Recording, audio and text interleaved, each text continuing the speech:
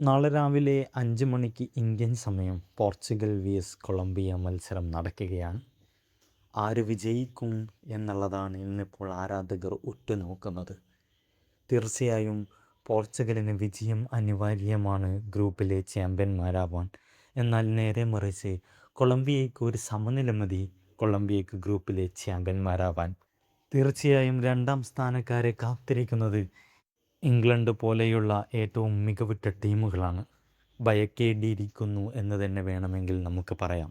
ഈ ഒരു ലോകകപ്പിൽ കൊളംബിയ ബാക്ക് ടു ബാക്ക് വിന്നാണ് നേടിയിട്ടുള്ളത്. ഉസ്ബെക്കിസ്ഥാനെതിരെയും കോങ്കോക്കെതിരെയും അവർ വിജയിച്ച് 6 പോയിൻറ്റുമായി ടേബിളിൽ ഒന്നാം സ്ഥാനത്താണ്. അതേസമയം പോർച്ചുഗൽ കോങ്കോക്കെതിരെ സമനില വഴങ്ങുകയും എന്നാൽ രണ്ടാം കളിയിൽ ഉസ്ബെക്കിസ്ഥാനെതിരെ വളരെ മനോഹരമായ വിജയം നേടുകയുണ്ടായി. ക്രിസ്ത്യാനോ റൊണാൾഡോയുടെ ഇരട്ട ഗോളിൽ 5-0 വിജയത്തിനായിരുന്നു പോർച്ചുഗൽ മിന്നിത്തിളങ്ങിയത്. Cristiano Ronaldo, Joao Felix, Bernardo Silva, Bruno Fernandes, Vitinha, Ruben Neves, Joao Neves തുടങ്ങിയവരൊക്കെയായിരിക്കും പോർച്ചുഗൽ നിരയിൽ മുൻപന്തിയിലുണ്ടാവുക എന്നുള്ളത് ലോകമാധ്യമങ്ങൾ പറയുന്നു.